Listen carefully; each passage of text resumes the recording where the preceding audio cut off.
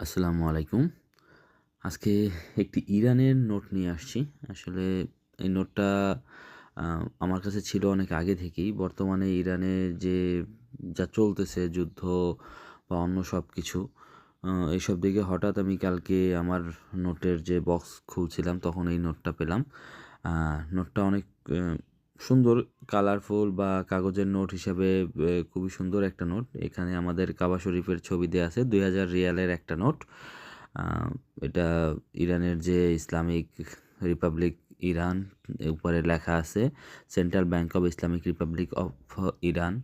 সে ব্যাংকের দ্বারা জারিকৃত। এটা ২০০৫ থেকে ২০১৩ সালের সিরিজের একটা অংশ সম্ভবত। আর এখানে মাঝখানে দেখেন ২ টা সাইন আছে। আমি বেশিরভাগ বিদেশি নোটই দেখছি ২ টা সাইন। আর এখানে যে লোকটার ছবি দেখতে পাচ্ছেন, উনি আয়াতুল্লাহ রুহুল্লাহ খামেনি, ইরানের সাবেক সবথেকে বড় মুসলিম নেতা। বর্তমান যিনি আছে উনি আয়াতুল্লাহ আলী খামেনি।